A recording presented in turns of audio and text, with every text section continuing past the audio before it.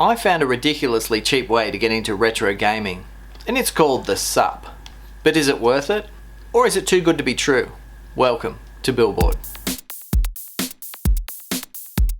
eBay is flooded with various retro gaming devices that come in all shapes and sizes.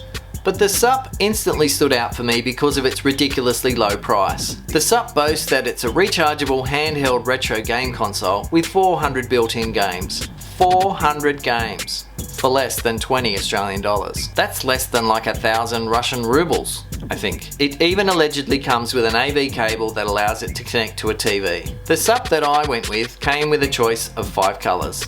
And so I got myself a red one, knowing that it would go faster. My SUP arrived very quickly and I was happy to see that it did indeed switch on. Looking at the back of the device, you can see there is a rechargeable battery inside, which surprised me because it's actually removable and I guess that makes it replaceable. Looking at the front of the device, I wonder where they got their design cues from, and whether it was actually legal to blatantly copy the Nintendo Game Boy design. But the legality of the device probably doesn't stop there, given the number of games from such a broad spectrum of vendors available on this device. Now let's have a quick talk about build quality. This thing is cheap, and it feels cheap. There is a big difference between holding a Game Boy in your hand and this thing. The buttons are sketchy but functional, the screen is actually pretty good, and the thing is super light. But while it does feel cheap, in my family this thing has been passed around to a variety of kids and even dropped several times onto a wooden floor, and it's survived quite nicely.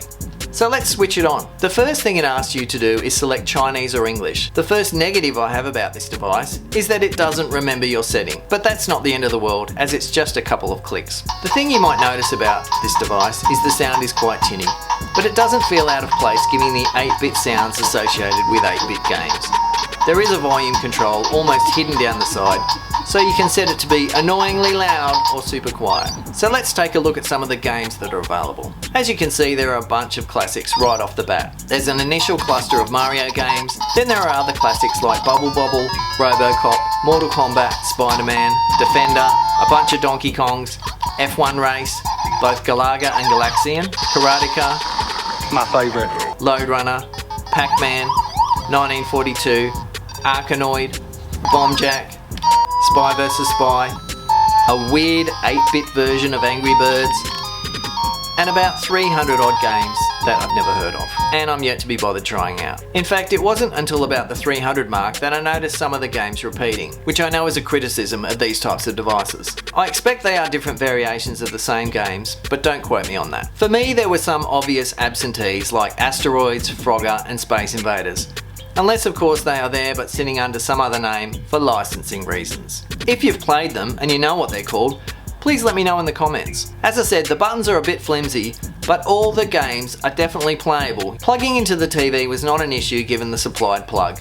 You will notice that the cable uses standard AV plugs which can plug into most TVs, but you'll be unlikely to plug this into a monitor. This is not a wireless device, so you will be tethered to your TV, and unless you extend the cable, you are going to be reasonably close. I don't really want to explore the legitimacy of such a device, but I can't imagine it's completely legit to have so many games available from so many vendors for such a low price. But I guess people do similar things with RetroPie and MAME, and it's not like I had to download this device from Pirate Bay.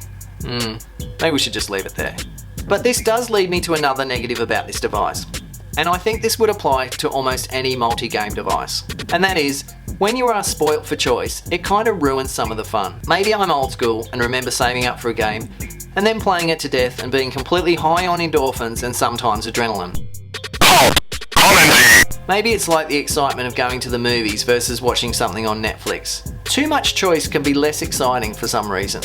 But in conclusion, I would have to say that this is a fun little device and a great way to at least sample some of the delights of retro gaming. Obviously there is no substitute for the real consoles, and the retro gaming purists would probably rather watch this thing catch fire in a microwave oven than actually allow one into their house. Do you have a SUP? Let me know what you think of yours in the comments. Thanks for watching, and don't forget to like and subscribe. See what I did there? Yeah, terrible. There's a fly in here?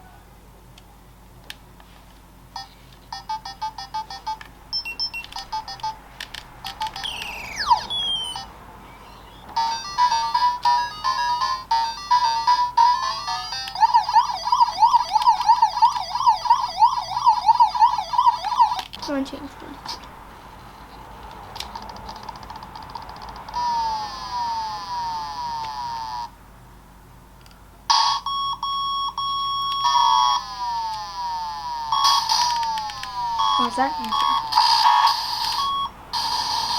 I'm really bad at pronouncing.